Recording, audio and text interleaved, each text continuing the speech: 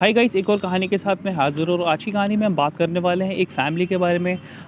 जो फ़ैमिली महाराष्ट्र में एक क्वार्टर में शिफ्ट हुई थी क्योंकि उसके फ़ैमिली में से एक शख़्स पुलिस की नौकरी करता था, जिसकी पोस्टिंग हाल-फिलहाल में महाराष्ट्र में हुई थी। और शिफ्ट होने से पहले उनको किसी ने हिदायत दी थी कि आपको वहाँ पर शिफ्ट नहीं होना, बट होता है ना कि हमें किसी मजबूरी के कारण या फिर किसी प्रॉब्लम के कारण वहाँ पर शिफ्ट होना पड़ता है। और ऐसा ही उस फैमिली ने किया, उस फैमिली को भी वहाँ पर शिफ्ट होना पड़ा उस आदमी की बात अनसुना करते हुए। और कुछ दिनों के बाद उनके साथ एक मिसहैपनिंग हुई जिसमें उस शख्स की मौत हो गई। तो फिर आज की कहानी डिटेल में देखते हैं। तो ये कहानी है प्रियंका नाम की एक लड़की की, जो अपनी फैमिली के साथ में रहा करती थी, जिसके पापा एक पुलिस इंस्पेक्टर थे और उनकी हाल फिलहाल में ही पोस्टिंग उसके पापा की पोस्टिंग महाराष्ट्र के एक गांव में हुई थी, जहां पर उनको शिफ्ट होना था। बट उसके पापा जब भी कहीं पर शिफ्टिंग होती थी या फिर कभी कोई ऐसी चीज़ होती थी, तो वहाँ पर वो एक बार जाते थे वहाँ पर देखने के लिए कि क्या हैं, कैसी चीज़ें हैं।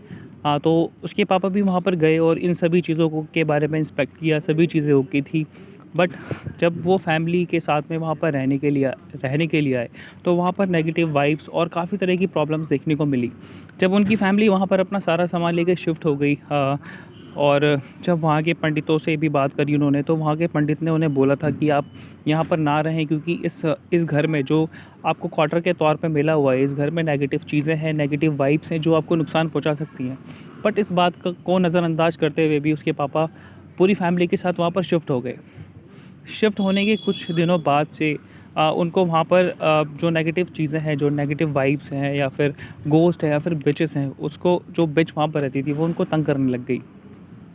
कहानी की शुरुआत जो ये सभी चीज़ें इस तरह से शुरू हुई, जैसे कि एक बार जब उसके पापा मतलब प्रियंका के पापा जब काम से घर पे लौट रहे थे, तो उसके पापा काफ़ी देर से गेट को नॉक कर रहे थे। बट पूरे घर में किसी को पता नहीं चल पाया कि प्रियंका के पापा गेट पर नॉक कर रहे हैं। और जब उन लोगों ने आधे घंटे के बाद गेट खोला, तो उसके पापा ने उसको बताया कि मैं आधे घंटे से गेट को नॉक कर रहा था और आप लोगों ने गेट नहीं खोला। काफ़ी भड़के हुए थे उसके पापा इस बात पर। बट फैमिली ये बोलती है कि आपकी आवाज़ मेरे को बाहर से आई ही नहीं, किसी ने इस चीज़ को सुना ही नहीं, और किसी को पता ही नहीं चल पाया कि आप गेट पर थे। जब उसके पापा काफ़ी गुस्से में थे, सब लोगों को डांट रहे थे, तो प्रियंका की मम्मी आती हैं और प्रियंका के पापा से पूछती हैं कि आप इतने आज गुस्से में क्यों हो, क्या चीज़ें हुई हैं आपके साथ में जिसकी वजह से आप गुस्से में हो। तो प्रियंका के पापा बोलते हैं कि जब मैं ऑफिस से यहाँ पर आ रहा था तो बारिश हो रही थी, और बारिश के दौरान हमारे घर के पास में एक नींबू का पेड़ है, उसके नीचे एक औरत खड़ी थी जब मैं आ रहा था, और वो मेरे को घूरे जा रही थी एक टक। पुलिस होने के नाते जब मैंने उनसे पूछने की कोशिश करी कि आप इतने बारिश में यहाँ पर खड़े होकर क्या कर रहे हो, तो उस लेडी ने कोई रिस्पॉन्स नहीं किया। और रिस्पॉन्स ना करने के अलावा जब उस लेडी ने उनको रिस्पॉन्स नहीं किया, तो वो जो पुलिस इंस्पेक्टर थे उनको काफ़ी अजीब लगा, और उन्होंने उनसे पूछने की भी कोशिश करी कि आपने रिस्पॉन्स मतलब आपके साथ में कुछ बुरा हुआ है क्या, फिर कोई आपको तंग कर रहा है। उस लेडी ने एक तो काफ़ी वियर्ड से कपड़े पहने हुए थे, वो वाइट ड्रेस में थी, उसके बाल लंबे लंबे से थे, और वो नंगे पैर वहाँ पर खड़ी थी। जब ये सब चीज़ों को रिस्पॉन्स नहीं किया, तो उसके पापा घर की तरफ बढ़े, प्रियंका के पापा घर की तरफ बढ़े, और जब वो घर पर पहुँचे तो उन्होंने पीछे मुड़ के देखा कि वो लेडी उनको फॉलो कर रही है और उनके पीछे से आ रही है उनकी तरफ। बट अब उसके पापा डर चुके थे ये चीज़ देख के, क्योंकि ये एक बहुत अजीब सी एक्टिविटी थी जो किसी भी इंसान को डरा सकती है अगर ये चीज़ किसी भी इंसान के साथ रात में होती है तो। इसलिए उसके पापा डर गए और जल्दबाजी में गेट को आधे घंटे से नॉक कर रहे थे, और नॉक करते हुए किसी ने भी रिस्पॉन्स नहीं किया और गेट को नहीं खोला, इसलिए वो काफ़ी भड़के हुए थे। कुछ दिन बीतते हैं और कुछ दिनों के बाद उसके पापा की तबीयत काफ़ी ज़्यादा ख़राब देखने को मिलती है। अब उनको बुखार भी था, उनको कमज़ोरी भी महसूस हो रही थी, वॉमिटिंग भी हो रही थी। बट अब किसी को ही समझ नहीं आ रहा था कि अचानक उनको क्या हो गया। अब जब वो उसके पापा को लेके, यानी कि प्रियंका अपने पापा को लेके हॉस्पिटल जाती है, तो सब चीज़ें नॉर्मल आती हैं, सारे रिपोर्ट्स होके आते हैं, कोई भी इशू नहीं था उनके साथ में, वो फिज़िकली एकदम फिट थे। बट न जाने कि उनकी तबीयत एकदम से ख़राब हो गई। कुछ दिन और बीतते हैं, उनकी तबीयत बहुत ज़्यादा धीरे धीरे ख़राब होने लगती है। डॉक्टर्स फिर से सारे चेकअप्स करते हैं, सारी रिपोर्ट ओके, कोई भी इशू नहीं है। डॉक्टर को समझ में नहीं आ रहा क्या हो रहा है। अब ये बात होती है सितंबर 2016 की, यानी कि वो लोग आए थे जुलाई 2016 में इस घर में शिफ्ट कर चुके थे, और अब आ चुका था सितंबर 2016। एक दिन क्या होता है कि उनके घर के सामने एक लेडी आती है जो उसी गेटअप में होती है जो उसके पापा ने उस दिन नींबू के पेड़ के नीचे देखा था, और वो उनसे कुछ मांगने के लिए आती है, जैसे कि मुझे कुछ खाने पीने को दे दो। बट आंटी उसने काफ़ी, एक तो बहुत अजीब से कपड़े पहने थे, उसके बाल बड़े थे और वो भूतिया लग रही थी कुछ। रात का टाइम था, करीब करीब 10:30 बजे का। तो किसी ने गेट नहीं खोला, आंटी ने सब चीज़ें देखकर इग्नोर कर दिया। बट एक एक रात को क्या होता है कि उसके पापा जब सो रहे होते हैं तो अचानक से उसके पापा अ, घर के बाहर चले जाते हैं और उस नींबू के पेड़ के नीचे चक्कर मारने लगते हैं, गोल गोल चक्कर मारने लगते हैं और वो बिल्कुल बेहोश होते हैं, उनको कोई होश नहीं होता। बट जब एक तो उनके उसके पापा की तबीयत भी ख़राब होती है। बट अब जब उसके जो अंकल का जो बेटा होता है और आंटी होती है, जब उनकी आंखें खुलती है तो वो देखते हैं कि इसके पापा तो बगल में है ही नहीं, सो ही नहीं रहे। बट अब और वो अपने बच्चों को ये सब चीज़ें बताती हैं, तो वो पूरे घर में अपने पापा को ढूँढते हैं और आस-पास देखते हैं तो उन्हें कहीं नहीं मिलते। बट जब वो अपने घर के बाहर देखते हैं तो वहाँ पर वो आदमी जो प्रियंका के पापा होते हैं, वो उस नींबू के पेड़ के चारों तरफ घूम रहे होते हैं। बहुत अजीब तरीके से घूम रहे होते हैं, उनकी हरकतें भी काफ़ी अलग होती हैं। तो जो उनका लड़का होता है वो काफ़ी निडर होता है, तो उनके पास फटाक से दौड़ के जाता है और बोलता है, "पापा आप यहाँ पर क्या कर रहे हो?" झंझोर के बोलते हैं, "पापा आप यहाँ पर क्या कर रहे हो? और आप चलो यहाँ से।" तो उसके पापा होश में आते हैं और वो अपने जो उनका बेटा होता है उनसे पूछता है कि आप यहाँ पर कैसे पहुँचे और आप यहाँ पर क्या कर रहे हो? तो उनका तो अंकल बोलते हैं कि मुझे नहीं पता मैं यहाँ पर कैसे आया। और तो फिर जैसे-तैसे वो लोग घर में जाते हैं और अंकल सो जाते हैं। अब टाइम आ जाता है अक्टूबर 2016 का, जब एक दिन अंकल की हालत काफ़ी ज़्यादा ख़राब हो जाती है और अब अंकल हॉस्पिटल जाते हैं। हॉस्पिटल जाने के बाद हॉस्पिटल में वो ठीक हो जाते हैं, घर पे आते हैं। अब वो एक रात को 16 अक्टूबर 2016 को रात के समय में उनकी मौत हो जाती है। अब जब ये बात पूरे घर में पता चलती है तो पंडित वगैरह आते हैं वहाँ पर। जो पंडित घर वास कराते समय उनके पास में आया था, वो आदमी दोबारा से उनके पास में आता है। अब जब वो पंडित बोलता है कि मैंने आपको वार्न किया था कि आपको यहाँ पर नहीं आना, मगर आप मेरी बात ना मानते हुए आप यहाँ पर फिर से आए और आपके साथ में ये सभी चीज़ें हो गई। तब पंडित खुल के उनको बताता है कि इस घर पे एक नेगेटिव साया है, नेगेटिव शक्ति है जिसने इस शख्स को मारा है, जिसने आपके पति को मारा है। जब ये बात आंटी को पता चलती है तो आंटी काफ़ी डर जाती है, क्योंकि उनके अभी 2 बच्चे हैं और वो खुद भी हैं जिनको उन्हें प्रोटेक्ट करना है। तो अब वो जैसे-तैसे करके उस घर को छोड़ के अपने मम्मी-पापा के पास जाती हैं आंटी।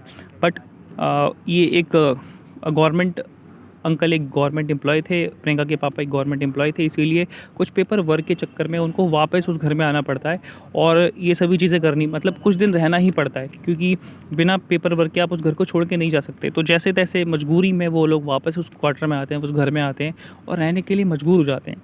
बट अब क्या होता है कि उसकी बहन को भी वो पोजेस करने लगती है, वो जो विच होती है वो पोजेस करने लगती है। अब उसकी शक्तियाँ उसके ऊपर हावी होने लगती हैं। एक दिन क्या होता है कि उसकी बहन भी उस नींबू के आस-पास मंडराती हुई देख पाई जाती है।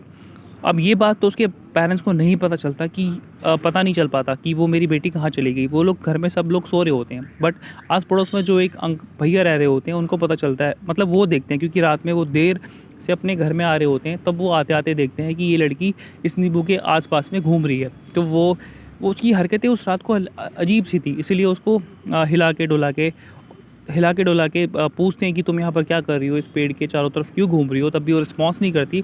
तो उसको झटकते हुए, धक्का देते हुए और उसे पूछते हैं कि तुम यहाँ पर क्या कर रही हो? तो लड़की बोलती है कि मुझे नहीं पता कि मैं यहाँ पर क्या कर रही हूँ। जब आंटी को ये सब बातें पता चलती है तो उनको पक्का यकीन हो जाता है कि जो पंडित कह रहा था वो सच बात थी। अब जब वो लोग वापस उस पंडित के पास जाते हैं तो उनको पता चलता है कि इस पंडित की मौत हो चुकी है, आज से कुछ दिन पहले ही। ये सब चीज़ें देख के वो लोग और डर जाते हैं। अब डर के मारे उनको अपने घर में रह नहीं पा रहे होते हैं। अब वो नया स्टेट है, नई जगह है, उनके अभी 3-4 महीने हुए हैं उनको रहते हुए और ना उनको कोई जानता है। बट जैसे-तैसे जो उनके 2 बच्चे होते हैं अपने दोस्तों को अपने घर में बुलाते हैं रहने के लिए, ताकि उनको थोड़ी-सी हिम्मत मिल सके अपने घर में रहने के लिए। उनके दोस्त आ भी जाते हैं। बट जब उनके दोस्तों के साथ बहन अपनी एक दोस्त को बुला लेती है और उसका भाई अपने एक दोस्त को बुला लेता है, तो कुल मिला के ये लोग 5 लोग हो जाते हैं अपने घर में। बट एक रात जब ये लोग सो रहे होते हैं तो इनको कुछ अजीब सी चीज़ अपने घर में देखने को मिलती है। जब उसके भाई का दोस्त अपने दोस्त के साथ में सो रहा होता है तो वो क्या देखता है कि उसको एक तो देर से नींद आती है और जब वो 1 घंटे के लिए सो जाता है, दोबारा से उसकी आँख खुलती है तो वो क्या देखता है कि मेरे सामने कोई बैठा हुआ है और मेरे को ही लगातार घूर रहा है। जब वो ये चीज़ देखता है तो वो थोड़ा डर जाता है, क्योंकि ये सब चीज़ें तो उनके साथ पहले हुई हैं और एक और पैरानॉर्मल चीज़ उनके साथ उनको देखने को मिल रही हैं। जब वो डर जाता है तो फटाक से अपने दोस्त को उठाता है और बोलता है कि वो देख क्या है, तो तब तक वो चीज़ वहाँ से गायब हो जाती है। अगला दिन होता है तो अगला दिन होने के बाद उसके वो दोनों दोस्त बोलते हैं कि अब हम यहाँ पर नहीं रहेंगे, और वो लोग अपने घर को चले जाते हैं। अब ये लोग अकेले 3 बच जाते हैं अपने उस घर में। जैसे तैसे वो लोग अपना पेपर वर्क पूरा करते हैं और वहाँ से शिफ्ट हो जाते हैं। और किसी एक बड़े पंडित से जो उनके गांव में ही रहा करता था, वो उनकी मदद करता है, उनको सारी चीज़ें बताता है, एक्सप्लेन करता है। तो पंडित बोलता है कि आप जितनी जल्दी, अगर आपका पॉसिबल हो वहाँ पर ना जाना, यही आपके लिए अच्छा है। अगर आपका कोई सामान भी रह गया हो तो आप उसे वहीं पर छोड़ दो, आप वापस वहाँ पर नहीं जाओ, वरना वो शक्ति आपकी इस बेटी को भी नहीं छोड़ेगी। तो आंटी ऐसे ही करती हैं, वहाँ पर वो लोग नहीं जाते और अपने पेरेंट्स के पास ही वो लोग रुक जाते हैं। तो इस तरह से उस फैमिली ने अपने घर के बहुत बहुत बड़ा नुकसान करवाया था। मतलब बहुत बड़ा नुकसान हुआ था उस फैमिली में उसके पापा की मौत के तौर पर।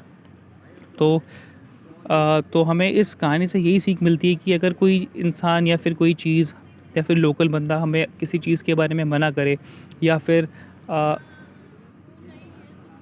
एडवाइस दे, तो हमें उस बारे में ज़रूर से सोचना चाहिए, उस चीज़ पर हमें ज़रूर से काम करना चाहिए। अगर हो सके तो उसकी तहकीकात करनी चाहिए। तो आई होप आप लोगों को ये कहानी अच्छी लगी होगी। मिलते हैं किसी और कहानी में, तब तक के लिए बाय।